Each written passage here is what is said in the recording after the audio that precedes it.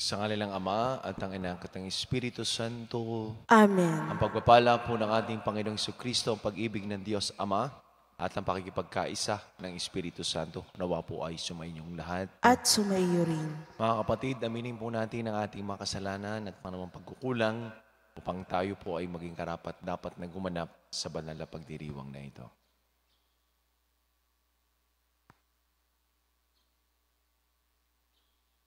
Inaamin ko Sa makapangyarihang Diyos at sa inyong mga kapatid, na lubha akong nagkasala sa isip, sa salita at sa gawa, at sa aking pagkukulang.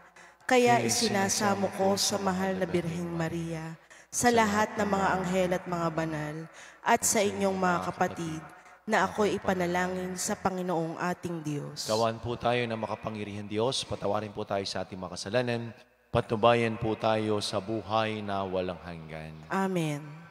Panginoon, kaawaan mo kami. Panginoon, kaawaan mo kami. Kristo, kaawaan mo kami. Kristo, kaawaan mo kami. Panginoon, kaawaan mo kami. Panginoon, kaawaan mo kami. Manalangin po tayo.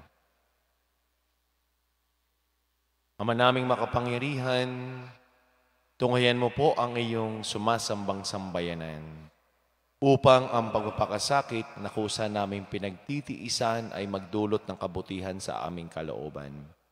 At gawang mapagmalasakit sa aming ugali at asad sa pamamagitan ni Jesucristo kasama ng Espiritu Santo magpasawalang hanggan. Amen.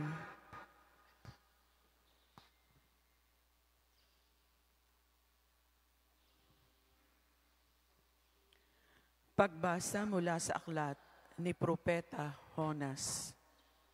Sinabi ng Panginoon kay Jonas, "Pumunta ka sa lungsod ng Ninibe at ipahayag mo ang mga ipinasasabi ko sa iyo."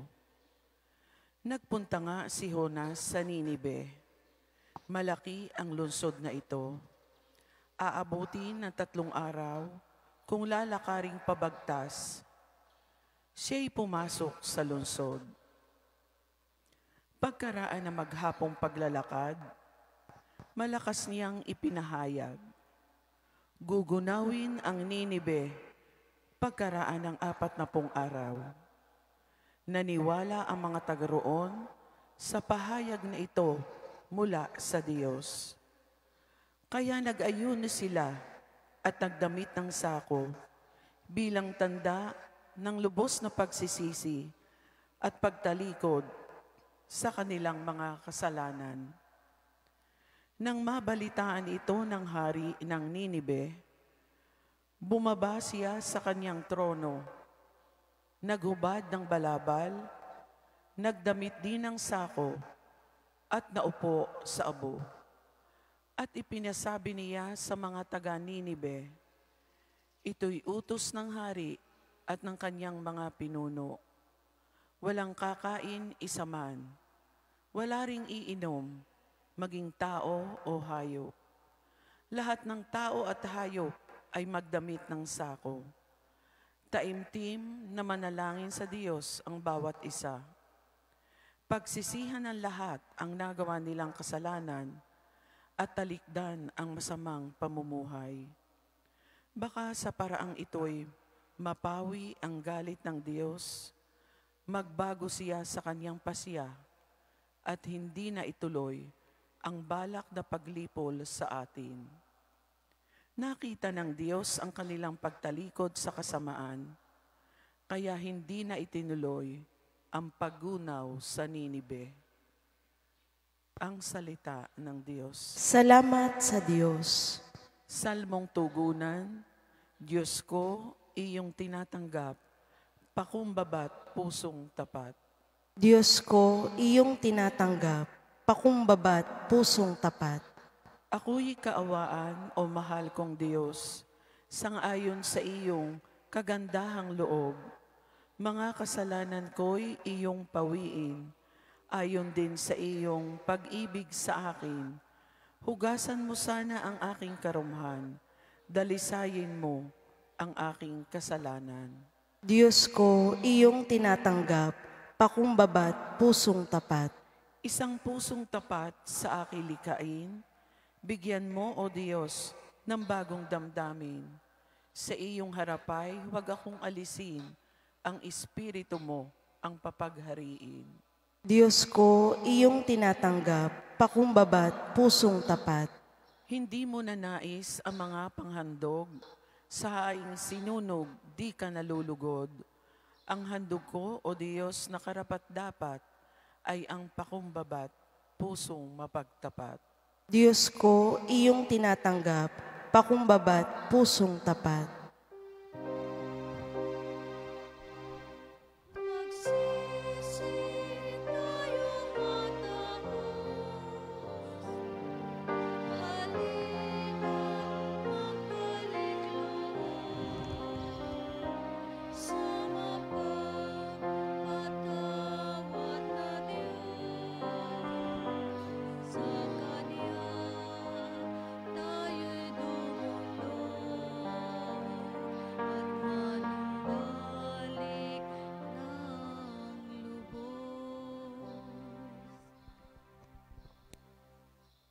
Sumayin niyo po ang Panginoon. At sumaiyo rin. Mabuting balita ng Panginoon ayon kay San Lucas. Papuri sa iyo, Panginoon.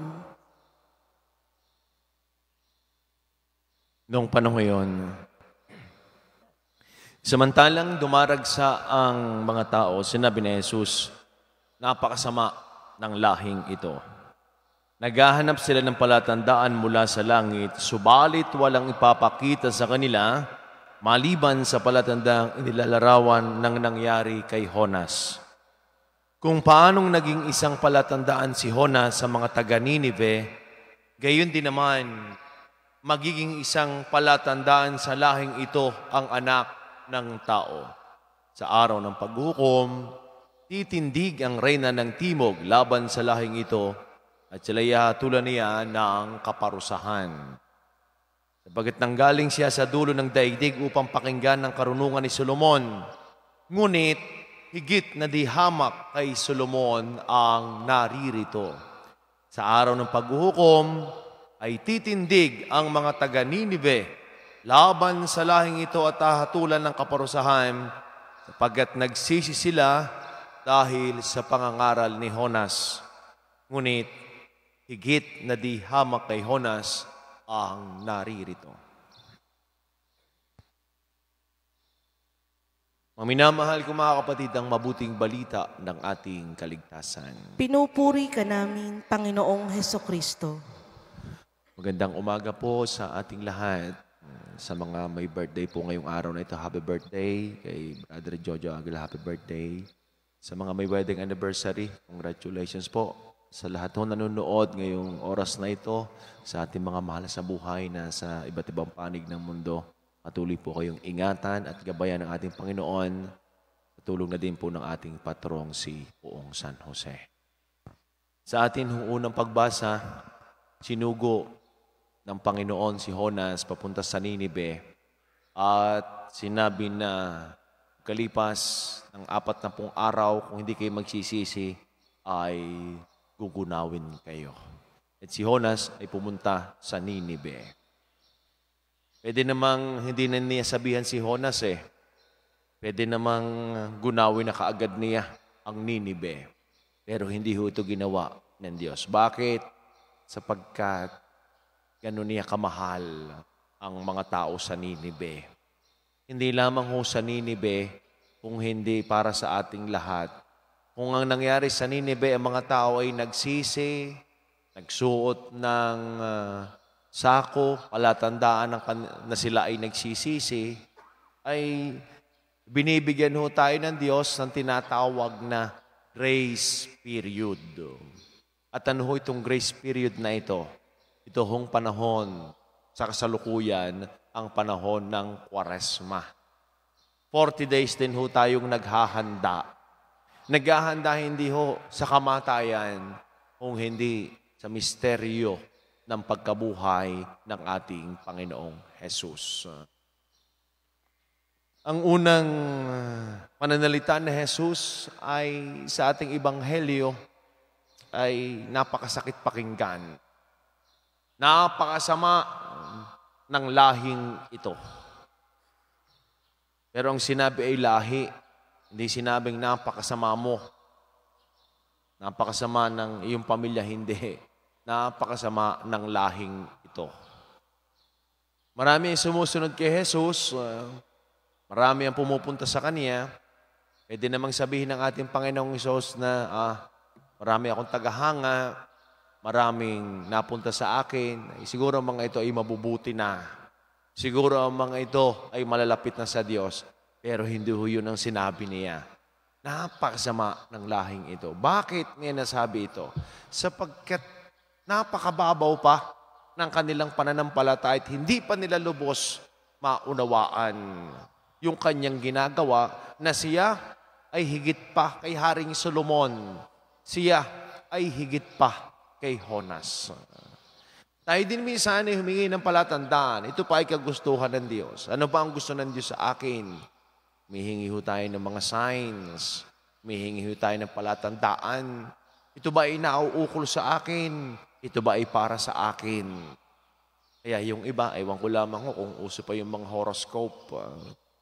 Yung iba ay magiliw na binabasa ang kanilang kapalaran ng buhay. At siyempre, pag maganda sinasabi doon, ito'y para sa akin. Pag nakasulat doon, isuswertehin. Sa pagandang doon, ay gaganda ang buhay. Ito ay para sa akin. Pero pag masama yung sinasabi, ari siguro para sa iba, hindi ari para sa akin. Kung titingnan ho natin, ang buhay natin, ngayon nung panahon ng Kwaresma, may paanyaya din sa atin. Katulad ng sinabi ni Jonas na pinasasabi ng Diyos, kayo ay magsisi, talikdan ninyo inyong mga kasalanan, at sa akin ay sumamba. At sigurado, hindi na ho tayo gugunawin. Ano ba yung paggunaw? Ang paggunaw naman ay hindi isang distraction ng isang malaking city, o hindi ito yung distraction ng ating sarili. Kaya alam naman ho ninyo, pag ang isang tao ay makasalanan, kapag ang isang tao ay punong-puno ng kasalanan, yan ho'y unti-unti nang ginugunaw ang kanyang sarili. Pero hindi rin ho naman tayo pinababayaan ng Diyos, kaya binibigyan din ho niya tayo ng grace period. Normally ho, lagi naman ho sinasabi natin, nung panahon namin, kaiba sa panahon ngayon, nung era ika ng ganito, magkaiba. Ngayon ika, magkaiba. Ang mga tao nung una, magkaiba. Ang tao ngayon, magkaiba. Sa larangan ng pamumuhay, sa larangan ng values, sa paraan ng pagpasok, sa pamaraan ng pagtatrabaho. Marahil, kinukumpara ho natin ang kada era, ang kada panahon. Pero, sa atin ho ay hindi ho sapat ang pagkumparahin. Ang sa atin ho ay, ang aking naging kontribusyon sa nakaraan para mabago ang kasalukuyan. Sapagkat wala na hong mangyayari, kung lagi na lamang may point of comparison ho tayo, hindi naman ho nawawala kahit sa pagpapalit ng organisasyon, lagi may point of comparison. Sa pagpapalit ng pari, may point of comparison. Lagi may paghahambing. Pero ang sa atin ay, ang aking naging kontribusyon nung nakaraan? At ano rin ang aking higit pa magiging kontribusyon sa kasalukuyan? Sapagkat dumaan na ang panahon na iyon, ano naman tayo ngayon? Sana ho ay wag hong marinig natin ang sasabihin ng ating Panginoon, napakasama ng lahing ito. Kasarap gahong pakinggan, napakabuti ng lahing ito. Kasarap pakinggan, napakababait ng lahing ito. Kasarap pong pakinggan, mga banal, ang lahing ito. Hanggang gusto nyo marinig, balasubas ang lahing ito. Balasubas ang pamilyang ito. Hindi. Sapagkat binibigyan ho tayo ng pagkakataon ngayon, hong panahon ng Kumaresma, na mas lalo pa ho nating pahalagahan at limiin, lalo tigit ho ang ating ugnayan sa Diyos.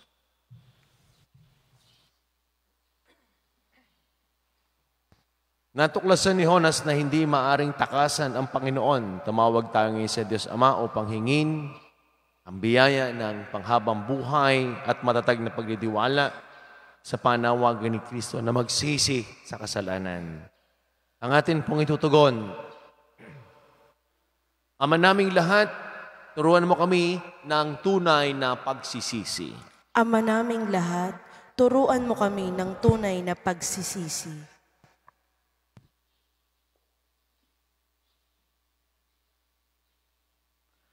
Ang mga pinuno ng simbahan naway maging puspusan sa kanilang pangangaral ng mensahe ng Diyos tungkol sa pagsisisi sa kasalanan.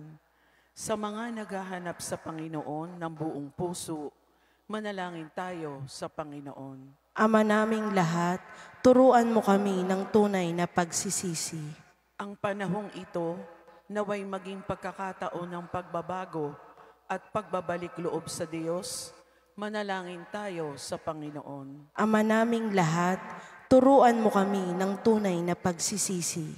Tulad ng mga mamamayan ng Ninibe, naway itakwil natin ang masasamang gawi at lumapit sa Diyos ng may kababaang loob at pagsisisi, manalangin tayo sa Panginoon. Ama naming lahat, turuan mo kami ng tunay na pagsisisi. Ang mga may sakit, naway makadama ng kapanatagan at pagmamahal mula sa mga nangangalaga sa kanila, manalangin tayo sa Panginoon. Ama naming lahat, turuan mo kami ng tunay na pagsisisi.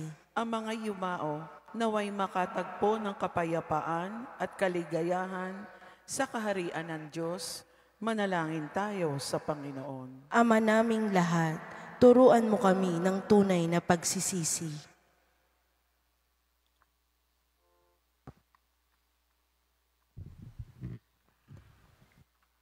Ama namin, ibinibigay mong simbolo ni Jonas bilang pahiwatig sa pagdating ng iyong anak.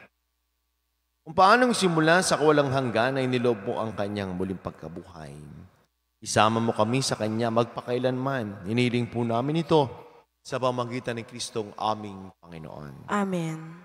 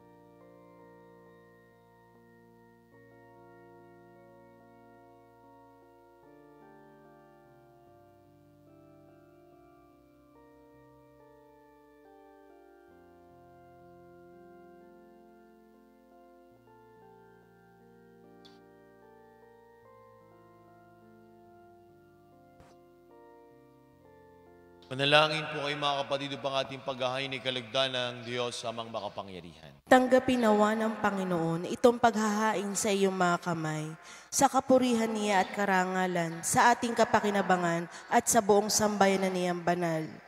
Ama naming lumikha, ang iyong kaloob ay aming inihahain. Upang aming sambahin ang ngalan mo, pagsaluhan nawa namin ito sa pagkinabang, bilang tagapagdulot ng iyong walang maliw na kagalingan, sa pamagitan ni Jesucristo kasama ng Espiritu Santo, magpasawalang hanggan. Amen. Sumayin niyo po ang Panginoon. At sumaiyo rin. Itaas po sa Diyos ang inyong mga puso at diwa. Itinaas na namin sa Panginoon. Pasalamatan po natin ang ating Panginoon Diyos. Marapat na siya'y pasalamatan. Ama naming makapangyarihan, tunay ngang marapat na ikaw ay aming pasalamatan. Sa pamagitan ni Jesucristo, na aming Panginoon, sa aming kusang pagtitiis ng hirap, tinutulungan mong aming may tumpak ang kinamihas ng pagsalungan.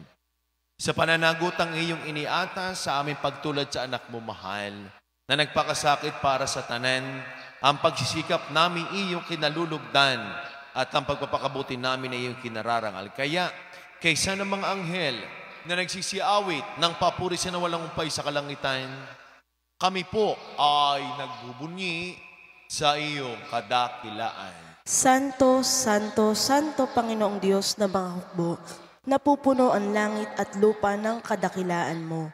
O sana sa kaitaasan, pinagpala ang naparirito sa ngalan ng Panginoon. O sana sa kaitaasan.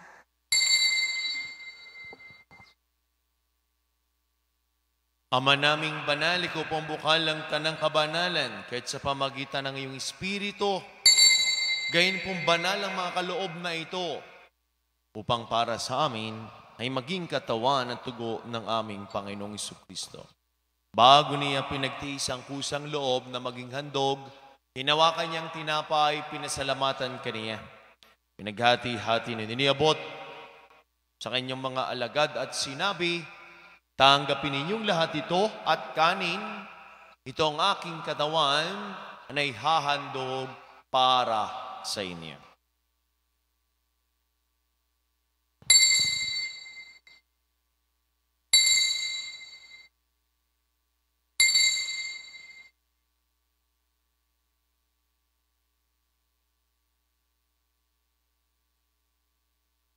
Kaya hindi naman, nung matapos ang hapunan, hinawakan niya ang kalis, muli kaniyang pinasalamatan.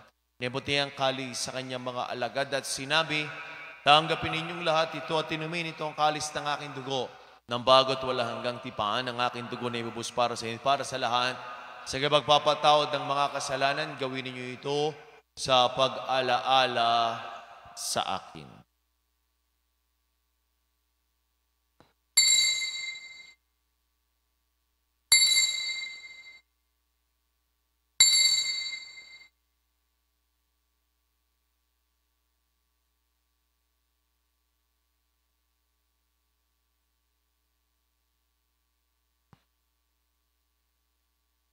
Ang misteryo ng ating pananampalataya. Si Kristo'y namatay, si Kristo'y nabuhay, si Kristo'y babalik sa wakas ng panahon. Ama, ginagawa po namin ngayon ang pag-alaala sa pagkamatay at muling pagkabuhay ng iyong anak ay tinialay po namin sa iyo.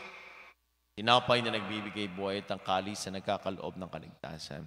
Kami po ay nagpapasalamat dahil kami yung minarapat at tumayo sa harap mo para maglingkod sa iyo. Sinasamo po namin kami magkakasalo-salo sa katawan at tugon ni Kristo ay mabuklod sa pagkakaisa sa pamagitan ng Espiritu Santo. Ama, lingapin mo po ang simbahang laganap sa buong daigdig. Puspusin mo kami sa iyong pag-ibig, kay San Francisco na aming Santo Papa at ni Gilbert na aming Arsobispo at ang lahat ng mga kaparian. Alalahanin mo rin po ang mga kapatid naming nahimlay na. Na may pag-asang sila'y muling mabubuhay, gayon din ang lahat ng mga pumanaw. Kaawaan mo sila at patuloyin sa iyong kaliwanagan. Kaawaan mo po't pagindapating kaming lahat na makasalo sa iyong buhay na walang wakas. Kaysa ng mahal na Birheng Maria na ng Diyos ni Poong San Jose na ating ding patron, kaysa ng lahat ng mga apostol San Jose Marelo at ang lahat ng mga banal na namuhay sa daigdig ng kalugod-lugod sa iyo, may pagdiwang nawa po namin ang pagpupuri sa kararangal mo sa pamagitan ng iyong anak na aming Panginoong Hesukristo.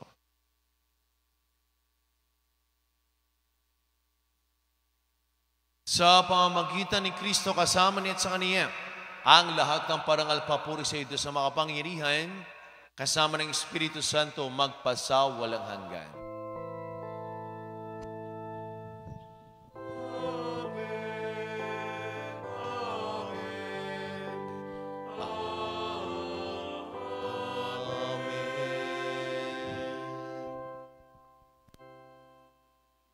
Sama-sama po nating awitin na may kababaan ng loob at lakas ng loob ang panalangin tinuro sa atin ng ating Panginoong Jesucristo.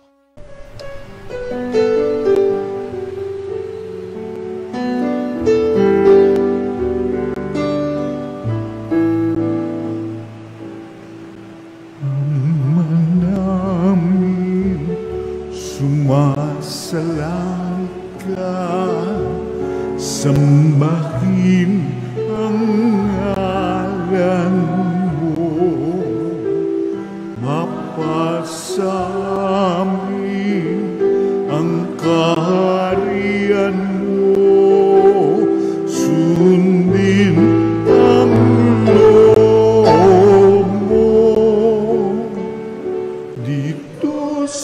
lupa para nang sa langit. Bigyan mo po kami ngayon ng aming kakanin sa araw-araw at patawarin mo kami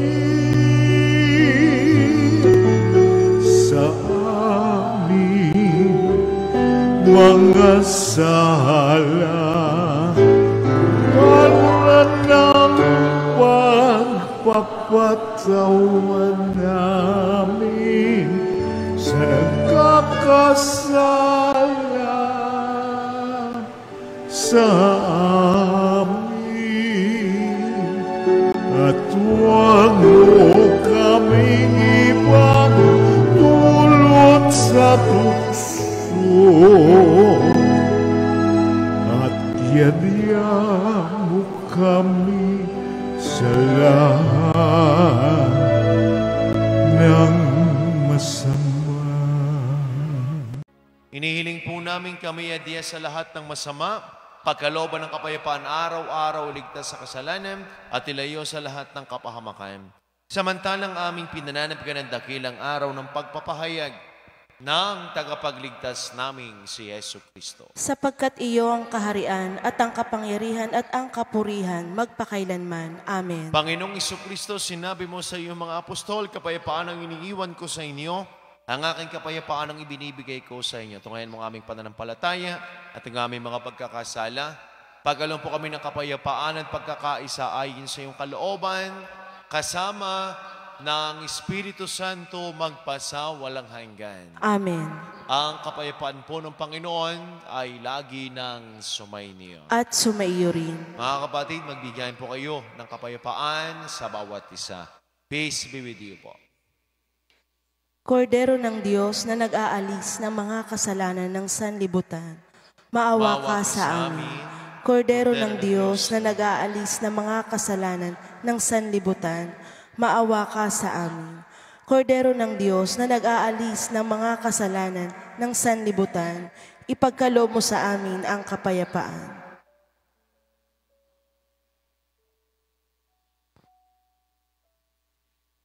Minamahal ko mga kapatid, ito ang kordero ng Diyos. Ito siya nag-aalis sa makasalanan ng sanlibutan. Mapalad po tayong lahat na mga inanin sa kaniyang banal na pigi. Panginoon, hindi ako karapat-dapat na magpatuloy sa iyo, ngunit sa isang salita mo lamang ay gagaling na ako. Ang katawan ng Kristo. Amen.